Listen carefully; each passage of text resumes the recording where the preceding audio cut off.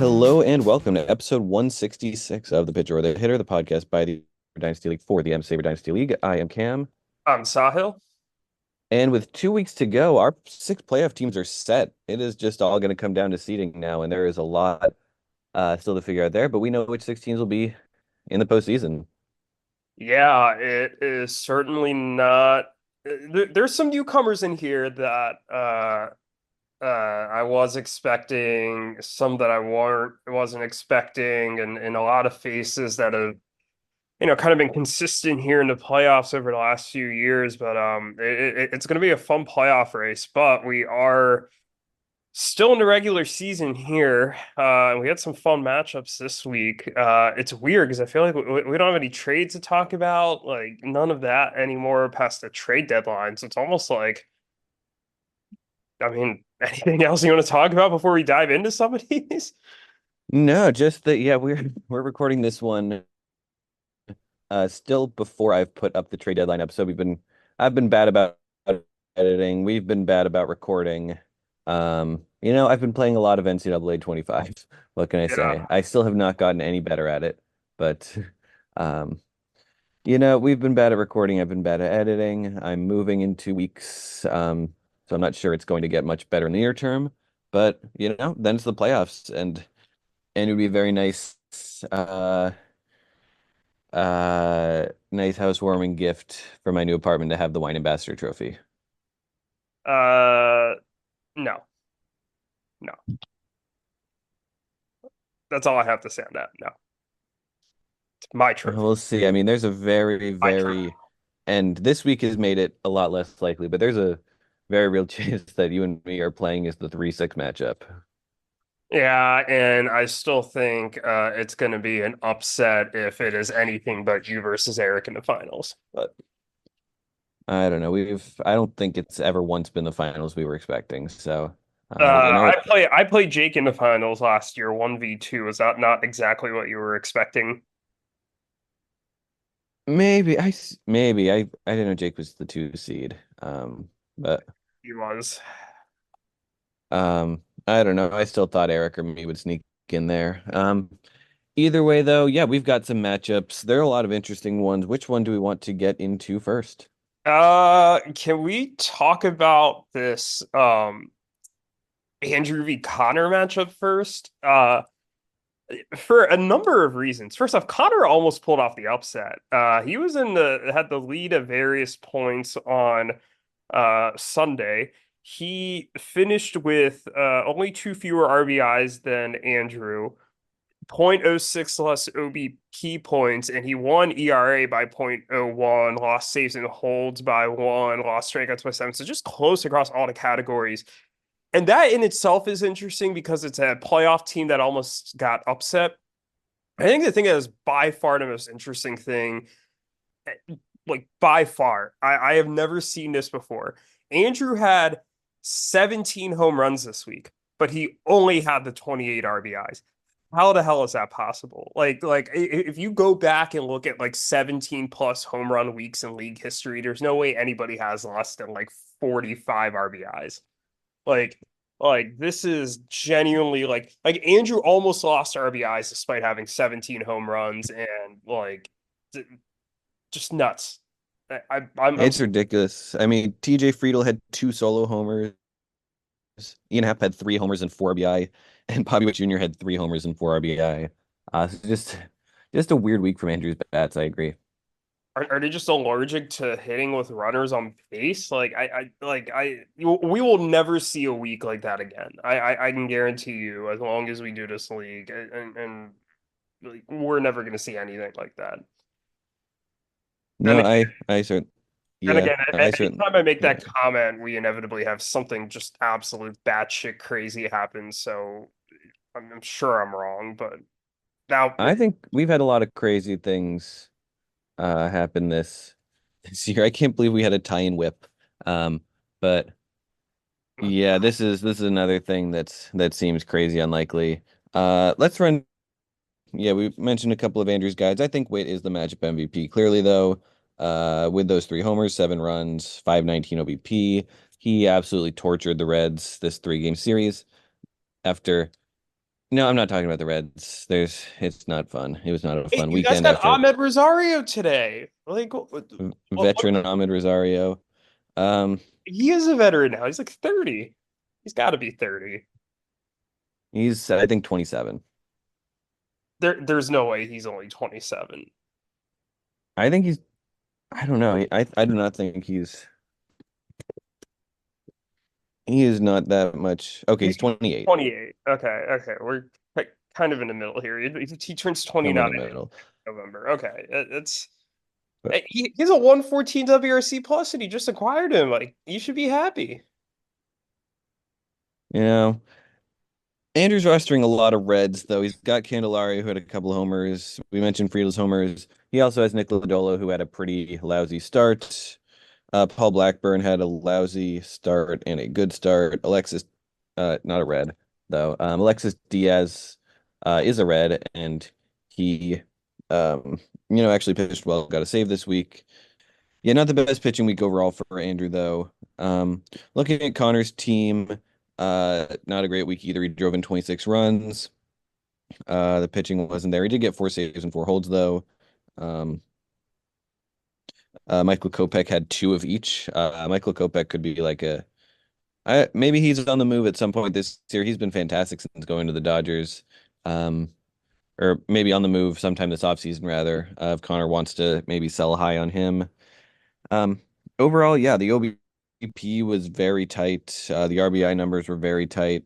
ERA very tight in Connor's favor, at least. But Andrew won by one save and one hold, um, which he got a Sir Anthony Dominguez save on Sunday, that helped him out there. But all in all, yeah, Andrew, good teams find a way to escape when they have a bad week. Yes, that they do. I have said that quite a few times now, and yeah, I think that holds true here. I think he's going to be just fine. I think Andrew's got a solid team here, and I think one thing that's really important too with some of these teams is, you kind of, I think luck plays a part in who wins.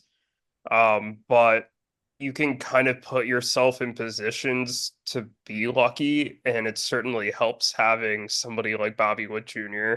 And I think as long as he is healthy and hitting the way that he is, I think Andrew has a chance in any matchup uh, come playoff season. So we'll see how this Mhm. one goes for him. But I think Andrew is just in fine shape. I think so, and he'll be in that 5-6 mix as well. He with that win, actually be in another three-way tie for third with EBO and Anthony. So he's not just in that 5-6 mix. He could be in the 3-4 mix as well. Yeah, no, he is very much in it. None of these seeds are written in stone yet. There's a lot of movement that could happen. Absolutely. And it is nice to yeah, really, and every game counts.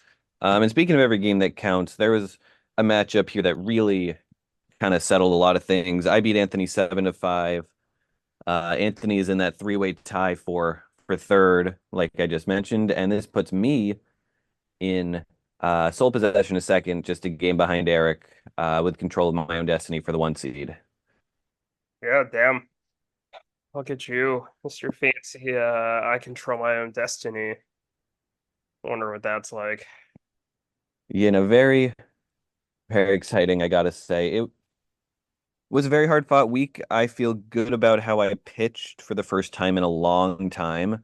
Um, I do not feel the best about how I hit, but I feel fine. I'm gonna have a down week. The hitting has overall been very good. Um, I said this in the chat, um, but this is a 7-5 victory for me. Anthony beat me 7-5 earlier. I was thinking all week about the tiebreaker implications of this week. Me and Anthony both have a 7-5 win over each other, which means the tiebreaker is going to come down to Roto. The reason I did not beat him 7-4-1 was a Gleyber Torres scored uh, on a passed ball early in the game to win runs by one run, and B, Clay Holmes blew a save that would have made it 7-4-1, in my favor as well. So that hurts, but um, I think I'm still probably ahead of Anthony and Roto when it comes down to it. And I've got the two-way tiebreaker over both him and EBO, and I've got the three-way tiebreaker over both of them combined. So I kind of feel good how I am compared to the teams around me. I guess I've just kind of got to root for those two guys to be ahead of Andrew when it's all said and done, because Andrew's beaten me twice.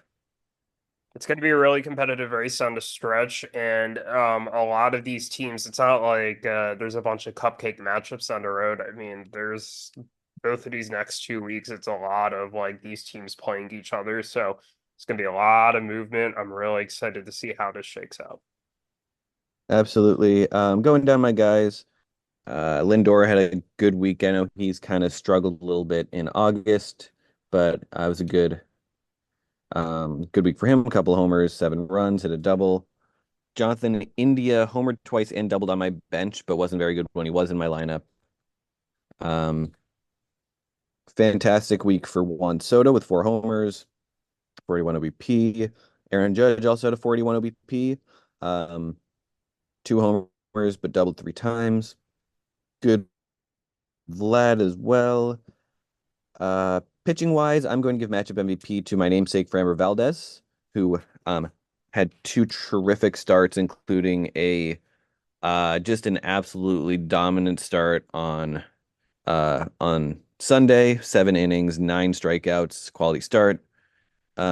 He also got paddocked on um, I believe Monday, which really stung at the time, but ended up being fine. But this is 3 elite starts in a row for Framber and 4 out of 5 elite starts for him.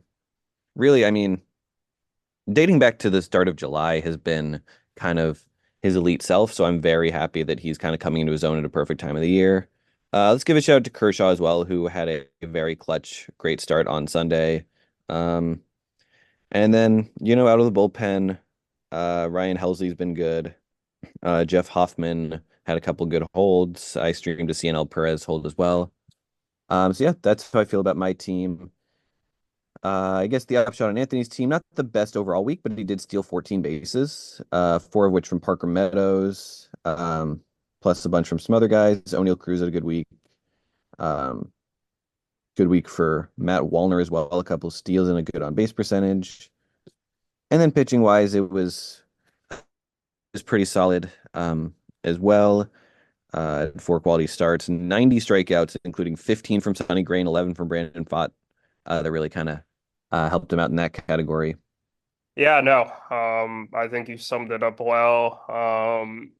It'll be interesting to see how this one affects the playoff race, but yeah, huge win for you, and one that certainly increases your chances of getting that coveted bye.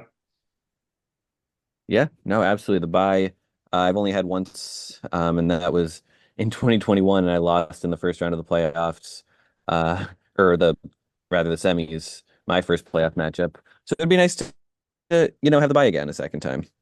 I'm sure it would be. I I'm not gonna know what that's like this year, but um, yeah, it's certainly an advantage having that bye.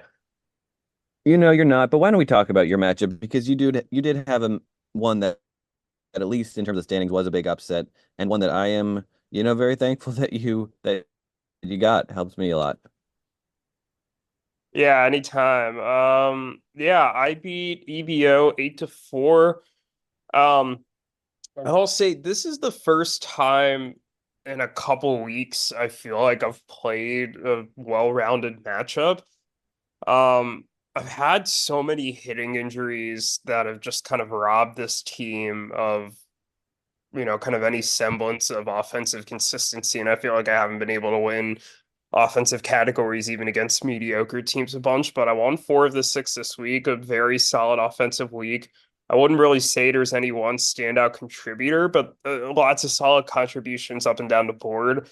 But then also on the pitching side too, was able to win 4 of the 6 categories, 7 quality starts, 4 saves, 4 holds, 280 ERA, 84 strikeouts, all really great. And I was telling you off air, right? I really played well down the stretch in the second half of last year after struggling in the first half. The team is a little healthier right now. This is the first time in several weeks that I wasn't playing with a short bench with like 10 plus IL guys. And I'm hoping that, with just a little more health luck, maybe I could kind of make a run. I certainly think this team is talented enough, and I think I showed it this week against an EVO team that also played pretty well, but just not quite enough.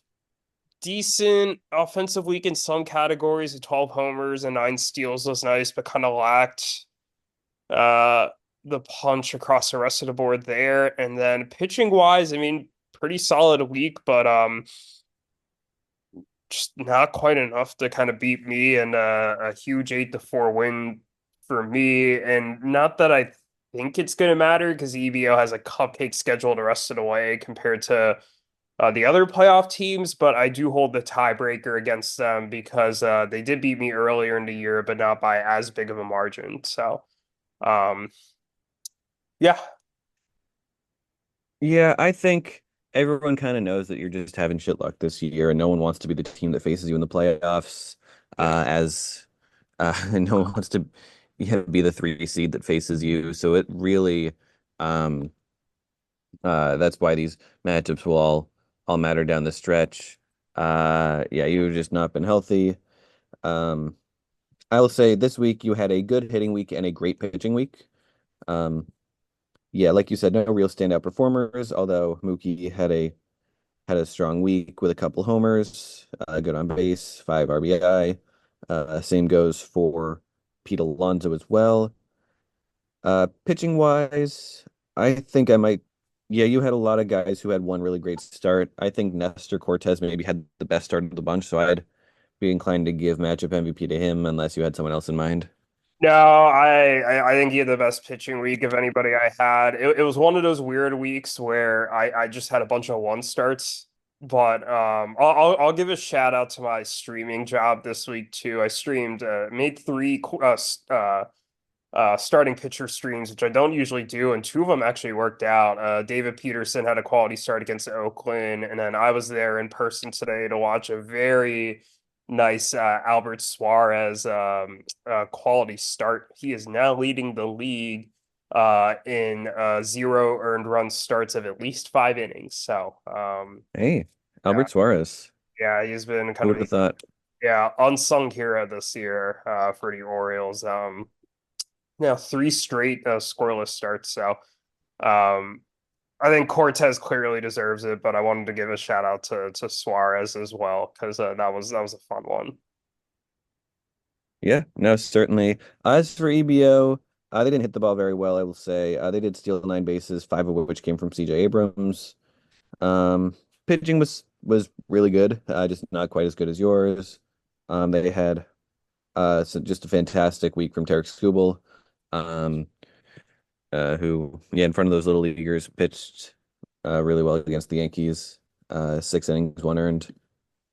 Yeah, I think he's gonna win the Cy Young.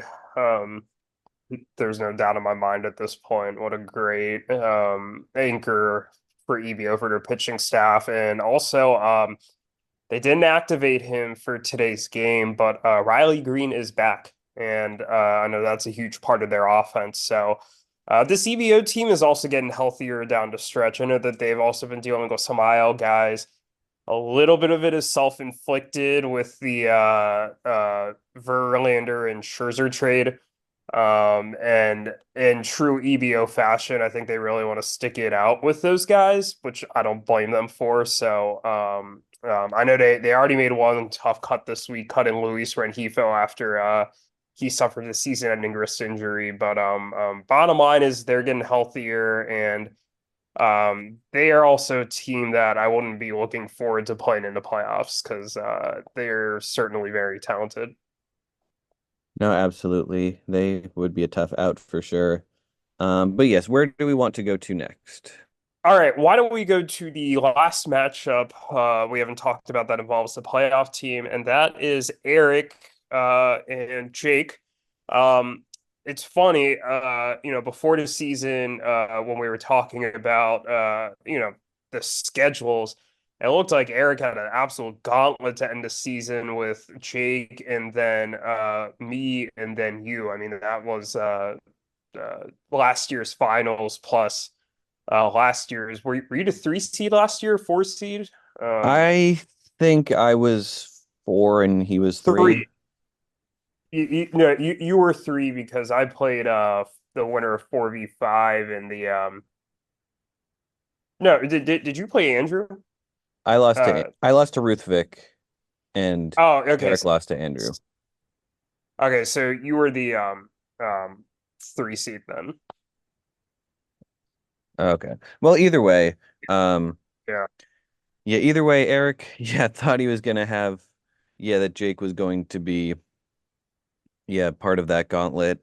Um, and he did certainly put up a fight. I will say that he led or I don't know if he ever led, but he definitely was very close at a lot of points. Yeah, I think he tied at least at one point, but I mean Erik's running an offensive clinic yet again. I don't know how he continues to do it, but he swept the offensive categories, 18 homers. Unlike Andrew, it came with a respectable number of RBI. Although I did say, what was it, like 45 or more RBI was the cutoff. Earlier when I said 17 or more home runs, I was like, there's no way that anybody's ever had that many home runs with that few RBIs, and Erik did it with 43. So I'm clearly already wrong. 11 stolen bases. On the pitching side, I mean, Jake had a fantastic week. 7 quality starts, 4 saves, 2.76 ERA, and a 102 WHIP, but lost out on strikeouts and holds. And when you're losing all of the offensive categories, you kind of need to win all the pitching categories. And unfortunately, Jake was not able to do that. Still a valiant effort, and I'll give Jake a lot of credit. I think he is fighting hard down the stretch here. And his team has, for the large part, gotten healthy. I mean, right now on the IL, it's Acuna, Evan Carter, JP Crawford, Spencer Strider, but then like Ryan Presley, Lance McCullers, Jose Soriano. So like, I mean, a couple of big contributors there, obviously, and Acuna and Strider, but and to a lesser extent Carter, but he's been able, as he's been getting healthier, to play a bit better and maybe get a better look at some of these guys down the stretch. But Erik's the one who's heading to the playoffs here. Let's focus on him. What do you have to say about how he performed this week? Yeah, so I guess for as far as Erik's performance, definitely one of the best, if not the best hitting performances we've looked at. Good week for Wilson Contreras with 4 homers. Um, Interesting week for Ohtani, 4 homers, 5 RBI, but a 242 OBP. Um, He's been on as an aside, a weird slump I was reading today where he is not hitting well except for home runs. It's like the most bizarre thing. Like he is like, and I didn't even realize it because I'm hearing all this stuff like he's going to be MLB's first 45-45 player, but I did not realize that he is not getting on base otherwise. he did steal 5 bases this week. But So when he does get on, he steals. Like I guess that's how he's doing it. I guess so, yeah. Um, definitely strange. I agree. Um, Good week for Jock Peterson when he was in Erik's lineup. Um, Good week for Anthony Santander, kind of. Um, Pitching wise, yeah, definitely. I think Chris Sale is the matchup MVP with 22 Ks, 2 quality starts. Just uh, not that, yeah, Erik won quality starts, but the Ks were a very important number to flip, and 22 of them is a big deal. Um, yeah, 138 ERA and an 0.92 WHIP kept him close in those categories. Shout out to George Kirby, who struck out 10, although not with good stats. Actual shout out to Michael King, who struck out 10 in 6 shutout innings.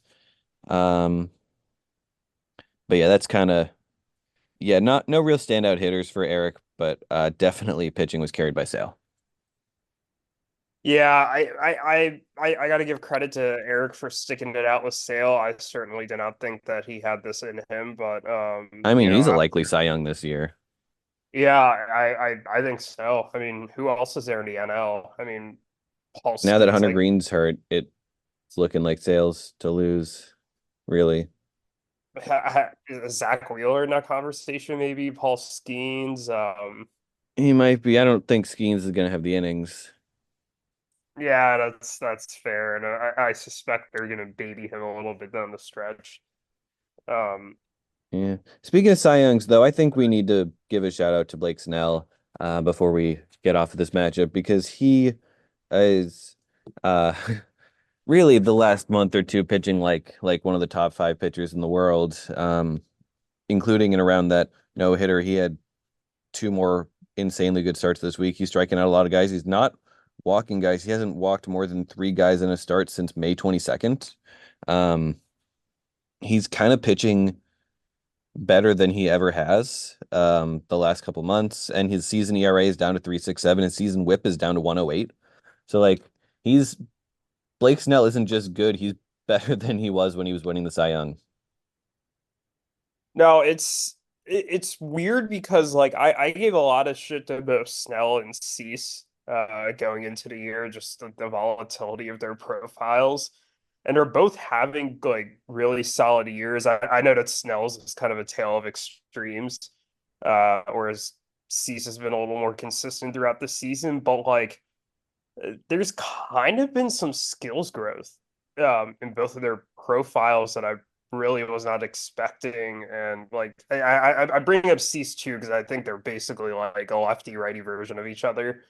Um, but it's been really fun to watch, and I know I give Blake Snell a lot of shit to meme him, but boy, I mean, is he a fun pitcher to watch? So good for him. I somebody's going to give him a shit ton of money in the offseason, and I'm sure they're going to be frustrated a little bit with his inconsistency. But like, I mean, when he's on, I mean, I don't know who's better than him genuinely. hmm And he's pitching deep into games too, which is yeah, not something that he does. So good Well, for him. Just wanted to yeah mention that before we get off Jake's yeah, team. and that's a big difference, I think, is like he's been more efficient, and that's like what he was not doing. Because even Blake Snell at his best, like I feel like would be like you get like five really good innings of him, and hmm I'd be always wanting more because it would be like everything looks great, but he's got like five walks, and if he can keep this whip low by cutting down the walk rate, I mean, watch out. hmm Absolutely. Two more matchups to go. Why don't we talk about I guess this is an upset. Yuki with the win over Ruthvik. Ruthvik is officially out of the playoffs with that loss. He said he something about wanting to lose this week. Maybe he's trying to kind of move into the lottery, something like that. Um, Yeah, that's exactly it. So Ruthvik got his first round pick back in that Anthony Santander trade, and I think he's kind of gunning to get kind of a high pick. Which I don't blame him for doing, but yeah, it very much looks like he just did not set a lineup this week because if you look at the players that are sitting on his bench, it's the exact same guys. But like he absolutely would have beat Yuki if not for if he would have set a lineup this week. But it looks less like intentionally benching guys and more like he didn't set a lineup, but that could also be in a strategy. I I don't mean, know. he said something about um Wanting to lose to wanting Yuki, to yeah. lose to Yuki. Um, I also don't know in the big scheme of things how big of a deal it is for the standings. Okay, so Ruthvik was 2 games ahead of Yuki going into this week. That's now cut down to 1 game. Don't know who owns the tiebreaker. It looks like Ruthvik actually holds the tiebreaker over him. So Ruthvik would have to lose out, and Yuki would have to win out for them to switch. okay, so either way, it's not likely, but I Ruthvik has to play you and then me, so he could lose out, and Yuki has to play Jake and then EBO, so he's probably not winning out. If Hmm. I was a betting man, I think EBO. I mean, I'm rooting like hell for Yuki to beat EBO, but if I was a betting man, I would bet against that. Yuki also just lost Austin Riley and somebody else today. Oh, Pete Fairbanks. Um, But yeah, regardless, if he was explicitly tanked out, I'll say this, and then we can continue. He would have those two starts he did have this week. He would have taken those out. I think perhaps. it's the same guys on the bench, Yeah, and he would have taken his relievers out. you might be right. Um, anyway, let's drop this for now. But yes, Ruthvik. Um, the two starts he did use went pretty well. He had a 3.17 ERA for the week. Um, one of them was even a quality start from Sean Manaea. The other was five decent, not great innings from Nick Pivetta. Um, Yuki, I wouldn't say played the best. Um, his ERA and WHIP were above 5 and 1.4 respectively. He did score an okay number of runs. Drove in 35 runs. If I had to give a matchup MVP, I guess Corbin Carroll scored 9 times, so that's probably your winner right there. But yeah, Yuki did just enough to kind of get a win, his seventh win of the year. That's something he can feel good about. Yeah, no, Carroll's picking it back up for Yuki too, so good for him. It's not looking quite like last year, and I still have some concerns about Carroll's game, but he at least is looking better as of late. And for Yuki's sake, I'm hoping he can kind of keep this up and kind of be the anchor he was last year. Because when Carroll's going, he's a lot of fun to watch. Hmm. No, absolutely, I agree. But yeah, so that's this matchup. Anything else before we get into the final one? No, let's dive into it. Alex beat Daniel and Matt 8-3-1. Um, very great pitching week for Alex this week. He very quietly had 7 quality starts out of 10 starts, 3.30 ERA, 102 WHIP. In classic Alex fashion, no saves, no holds. And pretty solid week offensively. Maybe not a dominant week, but more than enough to win 5 to 6 offensive categories against Daniel and Matt. I want to give a shout out to this team. I mean, I think Alex is. I mean, again, the win-loss record is not showing it, but there is a really scary young core that's developing here. Jackson Churio, Jackson Holiday, Wyatt Langford. He's got Logan Gilbert, he's got Rafael Devers. Um, he's losing a lot of close matchups to quality teams, and I'm really curious to see where this team goes. He needs to start streaming some relievers so he's not just punting 2 categories a week. But I this is I think finally the team that I keep hyping up every year. Uh, I'm actually excited about it. But yeah, 8-3-1 win, very solid here. I have nothing else to say. Take it away. Yeah, maybe they're the next EBO team that takes a jump next year. Daniel and Matt have two more opportunities to not be the first winless team in league history. They get EBO next week, so that's unlikely. But then they get Conor week 22. That's kind of their chance to do it. We'll see how that one ends up. This week, they hit not great. They homered 6 times and drove in 23 runs, had a sub 300 on base. They did steal 10 bases though. They won that category thanks to 4 steals from Josh Lowe. And they pitched well. They only used 3 starts themselves, but they went well and they got 6 holds, um, including 2 from Tanner Scott and then several from some other guys. I think they maybe could have sold even harder bullpen at the deadline than they did, but they're getting holds at least. Yeah, as for Alex and Zach, you kind of nailed it. Um, they got 7 quality starts from 7 different guys.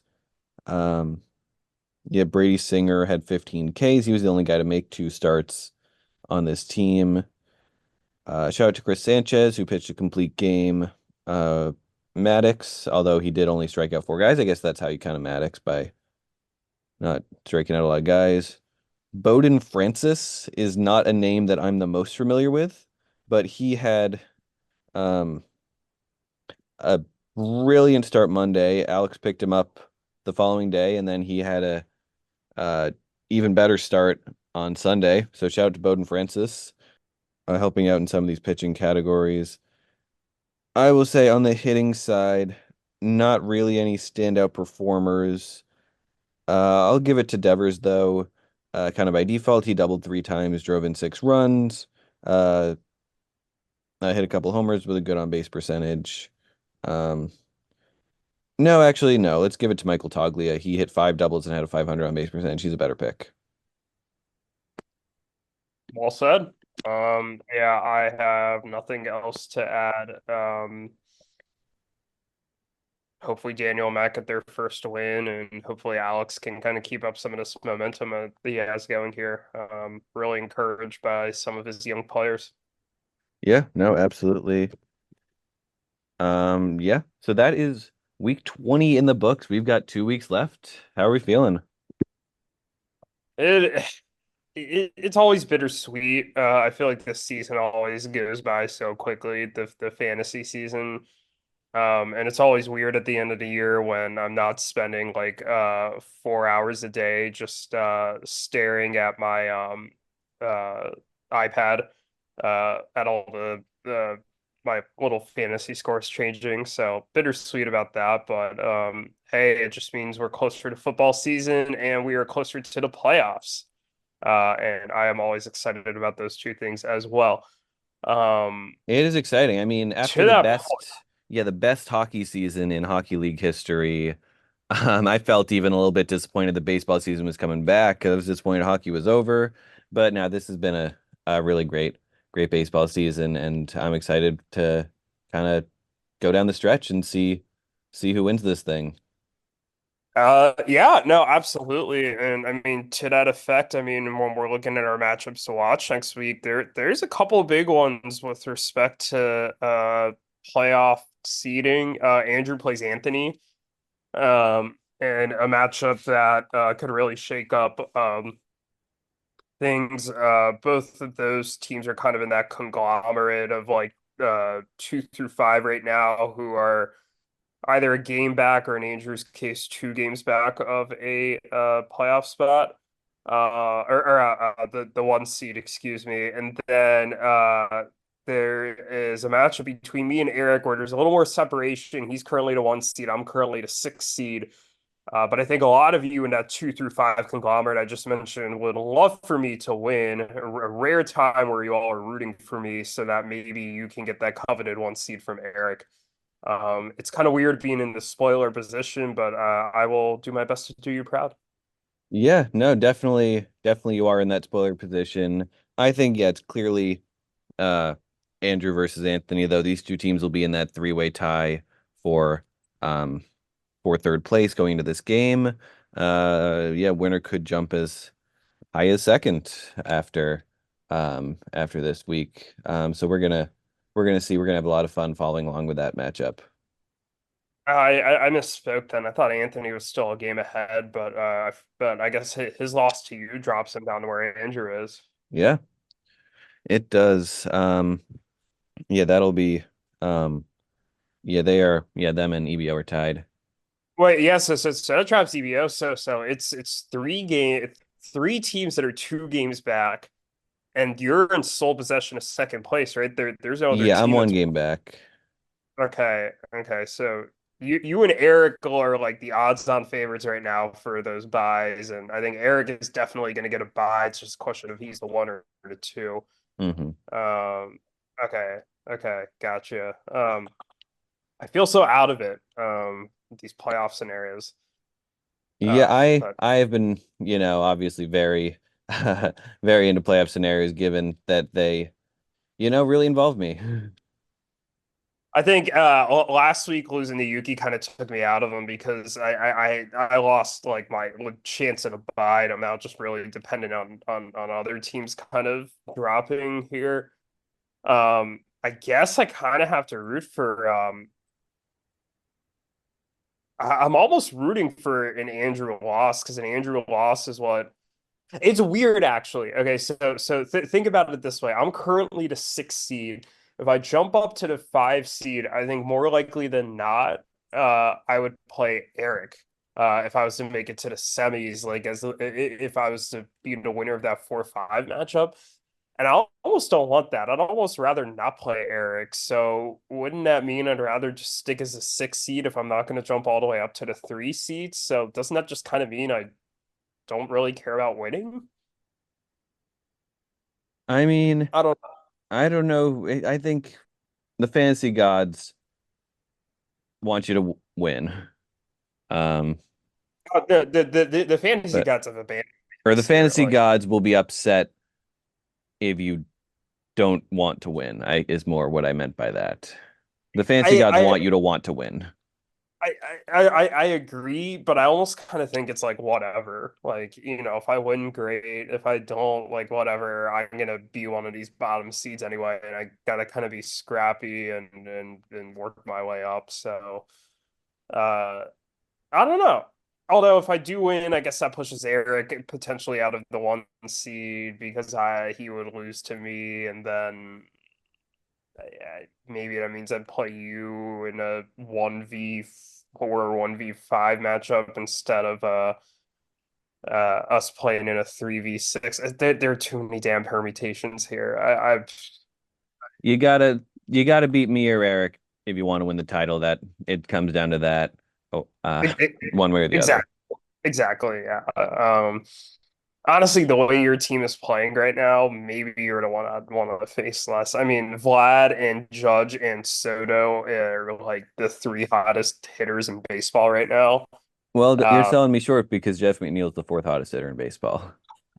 so, you know what? I'm gonna choose to believe that instead of Jeff McNeil, you said Zach Neto there because that's someone I can support.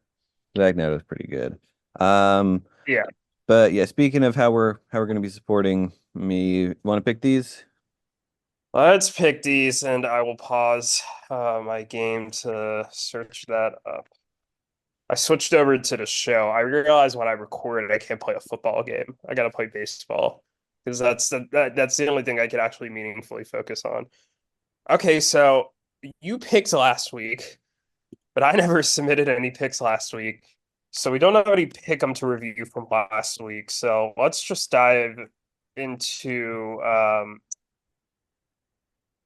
picking this We week, have this no coming idea week. who's winning the pick. I think we gotta at some point figure it out because that is, for the uh as far as the uh pick 'em the league preseason prediction contest goes, whoever wins the pick 'em between the two of us uh is one of the questions. So that's something that we really do need to know the correct answer because it could be the difference between a DHgate jersey or not between for somebody. It looks like we've not added him up since week 9, so I need to get on that. But Yeah. fucking Christ, I still think you pick first. Okay, I'll pick At first. this point, we're going off of vibes for who picks first and nothing else. I think it's more of a hunch that you are doing better than me, All right, but a let's hunch go. easily. Actually, you know what? Actually, go ahead. Go ahead. I never added up the week 19 ones, and that certainly could have affected who picks first. But you should go ahead and pick first, and I promise you next week when we record this, I'll have an actual answer to who's winning. All right, well, good to know the vibes make it feel better for me than for you. I will pick me to beat Ruthvik. I think that Alex and Zach will beat Connor. I think EBO will beat the Drury. There's a lot of interesting ones this week. Um, I think Jake will beat Yuki. Um I don't see Yuki winning two upsets in a row. Um, I am going to pick Andrew to beat Anthony, I guess. And then the last one is you versus Eric. And I let me pick you. Why not?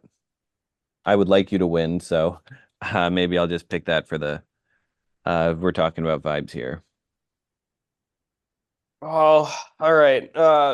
Remember how I was on my whole, oh, every time I pick against myself, I win? Hmm. Well, I picked Yuki to win a couple weeks ago, and Yuki actually won. So, uh, yeah, I don't know if I'm gonna pick myself or not. I don't know what the move is here, but in the interim, we'll let me pick the rest of these. You're gonna beat Ruthvik. It's not gonna be particularly close. Alex is gonna beat Connor. I really like the way he's playing. EBO is gonna be Daniel and Matt. I think you're right. Jake's going to beat Yuki. I think Jake is healthier at this point, and like Yuki just lost Austin Riley and Pete Fairbanks. Yuki's capable of a weirdly solid week, but I'm just not buying it. I think Anthony's going to beat Andrew. I don't understand Anthony's season at all, and but he just kind of keeps doing it, and I know he didn't quite do it against you, but. Um, I kind of think he's gonna pull this one out. I don't know. Call it a hunch. Um, mm, Eric's team is just too damn good. I know I like beat him the first time in what was what I called at the time maybe one of the best regular season matchups ever. Um, and I know I played better this week. I know this is the first time in a while I said I played a complete matchup, but I mean Eric's just on another level right now. I, yeah, it's got to be Erik. Okay. This will be good though, because I'll get a little practice run for if I face him in the playoffs for how I'd want to play him. So this one's going to be interesting. But yeah, it's Erik. Interesting. Yeah, I'm excited. I really hope I don't get upset by Ruthvik this week because it's a trap week. There are a lot of trap matchups in here. These are like all trap matchups. Like yeah, I guess not all of them, but like I mean I'm thinking more like Jake v Yuki's one, but neither of them are playoff teams. But yeah, that Ruthvik one could really be a trap matchup. Shit.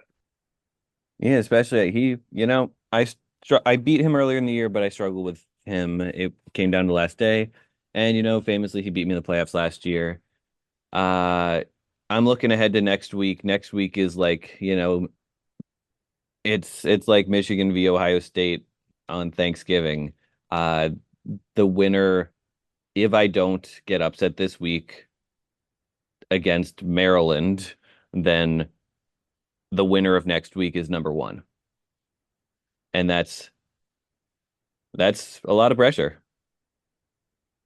Okay, so Erik could beat me next week, and it's still because you have the tiebreaker against him, right? I have the tiebreaker against two. Against Erik. If I beat him, well, he beat me the first matchup. Erik did. So I Okay, I got you. So if he wins, so if he beats me next week, there's still a scenario in which you beat him the next or the last week, but still don't get the one seed because I you guess two could that's be true, and that's why I gotta. It's more me right. trying to beat him and then beat him by enough. That is true, but it's But if I beat him next week, as long as you beat Ruthvik, that is definitively going to be the whoever wins gets the one seed. mhm, that's Okay, true. gotcha. Okay, okay. Scenarios, man. I'm I usually guess in my top. it's basically, yeah, if you win and I win, then my bar for winning is higher. Okay, For so quote, yeah, you really more so than any other time in league history. This you're probably rooting for me more than you have any other week in league history, arguably. oh yeah, not arguably. I need you to win this week. All right. Well, Um, I'm gonna hold you to that. You're gonna help me make all my decisions here. you know, it's kind of fun when when our interests align. It doesn't happen too often. It's weird. Like I don't remember the last time our interests really aligned like this, like in such a serious They way. have a lot this season, though. Yeah, it's kind of scary how much it's happened. I mean, the fact that it's happened is not a good thing for me. But Uh, you know what? I'm happy for you. You've been putting in as much effort into this league as anyone over the past 7 years. Uh it's your time to win the championship. we'll If see. not No one even ever wins the championship when it's quote unquote their time, except for maybe true. you during the COVID year. Yeah, Um, the we'll only see. exception. Yeah. We shall see. We shall see. Anything else we want to talk about here? Week 20. No. That's all I have. All right. Well, in that case, we will see you back here next week for the week 21 recap. Uh it's looking like it's going to be a good one. Let's hope it lives up to that. Sure hope so.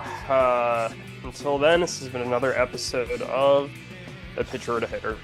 All right. See you next time.